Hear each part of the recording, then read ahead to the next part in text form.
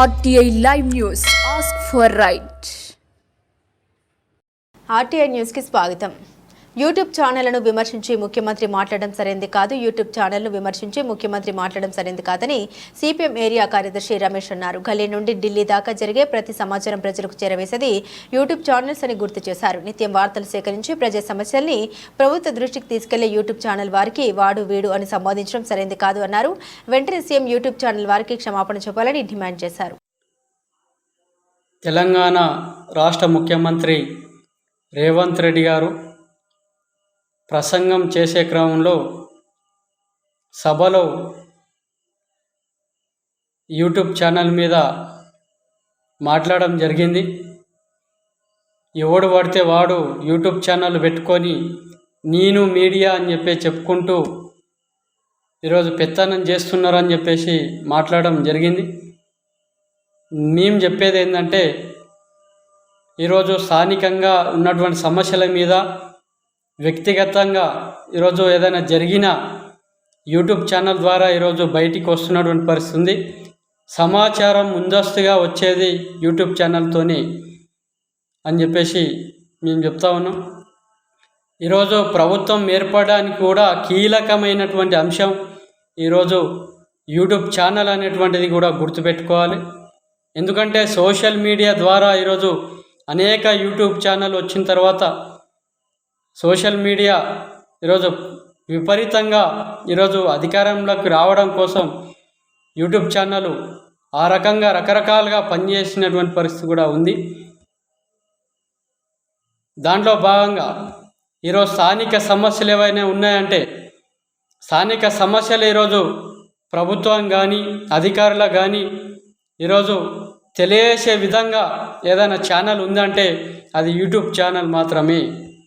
YouTube channel ఏదైనా సరే ఈరోజు ప్రజలకు స్థానిక సమస్యలు ఈరోజు అధికారుల దృష్టికి తీసుకువెళ్ళడం కోసం ప్రభుత్వం దృష్టికి తీసుకెళ్ళడం కోసం అవి పరిష్కార దిశగా ఈరోజు ఛానల్ కూడా ఈరోజు సోషల్ మీడియా ద్వారా ఈరోజు యూట్యూబ్ ఛానల్ నడుస్తూ ఉన్నాయి. కానీ ఈరోజు యూట్యూబ్ ఛానళ్ళకు సంబంధించినటువంటి రేవంత్ రెడ్డి గారు మాట్లాడినటువంటి మాటను వెనక్కి తీసుకోవాలి. మేము ఎందుకు అంటున్నామంటే బడా కార్పొరేట్కి అనుకూలంగా అట్లనే కేంద్ర రాష్ట్ర ప్రభుత్వాలకు అనుకూలంగా ఈరోజు పెద్ద మీడియా పనిచేస్తూ ఉంది. స్థానిక సమస్యల మీద కావచ్చు ఇతర అంశాలను ఈరోజు ప్రభుత్వం దృష్టికి తీసుకెళ్లే పరిస్థితి కూడా పెద్ద మీడియా చూపించట్లేదు. వారికి పెద్ద మీడియా కావాల్సింది ఏంది, వారికి కావాల్సినటువంటి విజువల్ మాత్రమే వాళ్ళు తీసుకుంటారు తప్ప ప్రభుత్వాలు ఎదుర్కొంటే సమస్యలు కానీ స్థానికంగా ఉన్నటువంటి సమస్యలు కానీ ఇవన్నీ కూడా ప్రభుత్వం దృష్టికి తీసుకెళ్లే ప్రయత్నం చేయట్లేరు. ఈరోజు పెద్ద మీడియా ముఖ్యమంత్రి ఎక్కడ పోతుండు,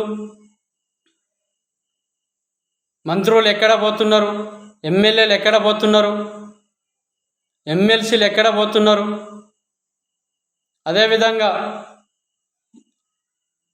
ప్రధానమంత్రి ఎక్కడ పోతున్నారు, ఈ రకంగా పనిచేస్తుంది తప్ప ఈరోజు వాళ్ళ కార్యక్రమాలు ప్రభుత్వం యొక్క కార్యక్రమాలు చూపించడం కోసమే ఈరోజు పెద్ద మీడియా పనిచేస్తూ ఉంది.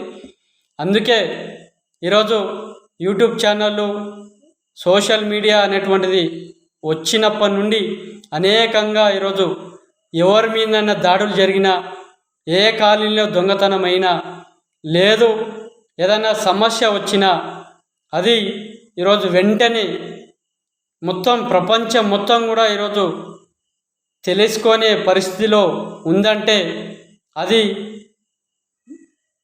యూట్యూబ్ మీడియా ద్వారానే అనేటువంటిది కూడా మనం తెలుసుకోవాలి. ఈరోజు ప్రభుత్వం ఏర్పడడానికి కూడా యూట్యూబ్ ఛానలే.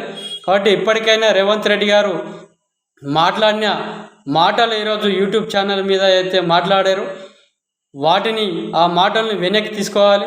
యూట్యూబ్ ఛానల్ మీడియాకు ఈరోజు క్షమాపణ చెప్పాలని చెప్పేసి ఈరోజు మేము తెలంగాణ ముఖ్యమంత్రి రేవంత్ రెడ్డి గారిని కోరుతా ఉన్నాం.